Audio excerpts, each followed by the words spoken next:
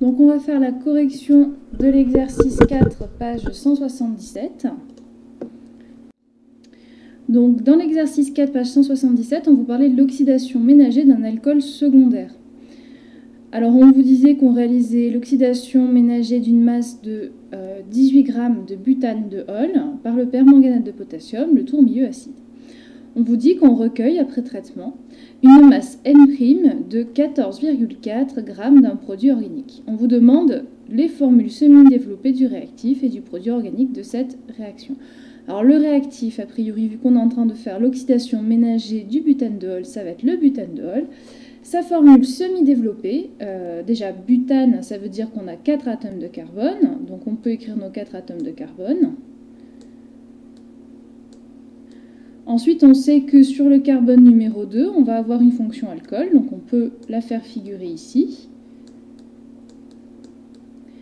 Et ensuite, il nous faut compléter finalement notre chaîne carbonée avec le bon nombre d'atomes d'hydrogène. Cet atome de carbone, il ne fait qu'une seule liaison, il faut bien 3 atomes d'hydrogène pour faire les 4 liaisons qu'il doit faire en tout. Cet atome de carbone, il fait 3 liaisons. Il lui manque un atome d'hydrogène pour pouvoir faire ces 4 liaisons. Celui-ci, il va lui en manquer 2, donc on écrit CH2. Et le dernier, ici, il en manquera 3, donc CH3. Un alcool secondaire, quand il va s'oxyder de manière ménagée, il va donner une cétone. Et alors la fonction cétone, elle va se trouver exactement à l'endroit où on avait la fonction alcool dans le butane de Hall. Ce qui fait que votre produit, à la fin, c'est la butane de Hall. Donc on réécrit tout pareil, hein, on a nos 4 atomes de carbone, 1, 2, 3 et 4.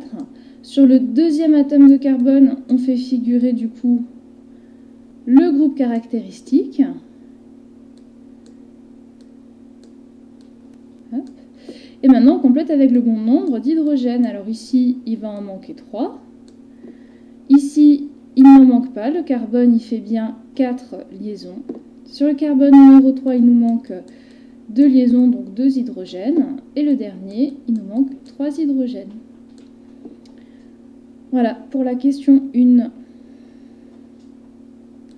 Ensuite, en question 2, on vous demande de décrire succinctement un test pour caractériser la fonction du produit obtenu. Eh bien ça, on l'a vu l'année dernière et puis on l'a revu finalement quand on a fait la plurie en début d'année sur le lait. Pour caractériser la présence d'un aldéhyde ou d'une cétone, on utilise le test à la 2,4-DNPH.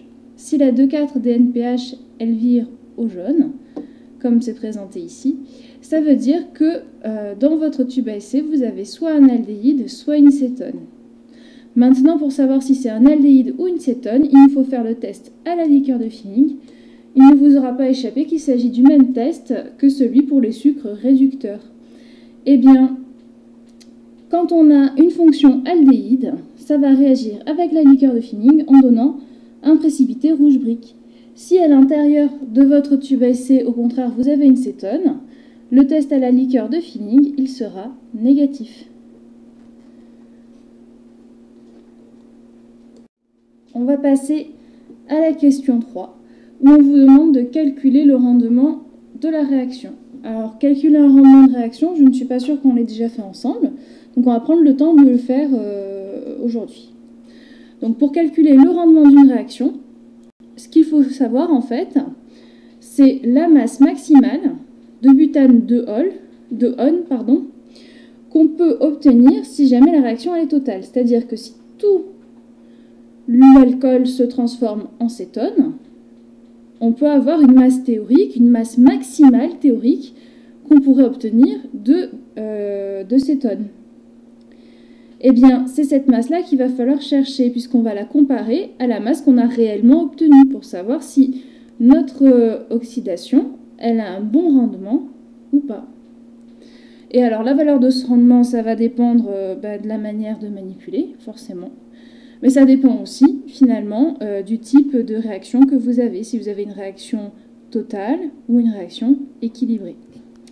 Donc le rendement, en fait, on fait un bilan de masse, c'est-à-dire la masse qu'on obtient du produit à la fin, divisé par la masse maximale qu'on pourrait obtenir si la réaction était totale et que tout se passait dans le meilleur des mondes. Donc, on va chercher la masse maximale qu'il serait possible d'obtenir. Alors nous, on sait qu'une mole d'alcool, ça nous donnera une mole de butane de one. Eh bien, ça veut donc dire que si on a, au lieu d'avoir une seule mole, on en a n moles d'alcool, on aura n max moles de butane de one. Eh bien, on va chercher le nombre de moles d'alcool qu'on a au début. Nous, on a ici la masse d'alcool. Il nous faut trouver à quelle quantité de matière cela correspond. On utilise donc la formule suivante. Petit n égale à petit m sur grand M. La masse molaire, vous la trouvez très facilement en faisant une petite recherche internet. Ou sinon, vous pouvez également la calculer à partir de la formule brute du butane de Hall. Vous obtenez une quantité de matière de 0,250 mol. Eh bien, si une mole de butane de Hall, ça donne une mole de butane de On, bah, ça veut dire que 0,250 mol de butane de Hall, ça nous donnera 0,250 mol de butane de On. Eh bien, nous, ça correspond à la quantité de matière maximale qu'on peut obtenir. Il va nous falloir trouver la masse maximale à laquelle ça correspond. Donc, on va réutiliser finalement la même formule que tout à l'heure, sauf que cette fois-ci, on cherche la masse. Et donc, en allant chercher ici, attention, la masse molaire, c'est pas la même, ça sera la masse molaire de la butane de On et pas la masse molaire du butane de Hall. On trouve une masse maximale qu'on pourrait obtenir du coup de 18 grammes. Il ne nous reste plus qu'à insérer ce résultat dans la formule du rendement et on obtiendra notre rendement. Donc pour calculer le rendement, du coup, on fait le calcul suivant qui nous donne 0,8 et donc 80%. A priori, la réaction n'est pas totale.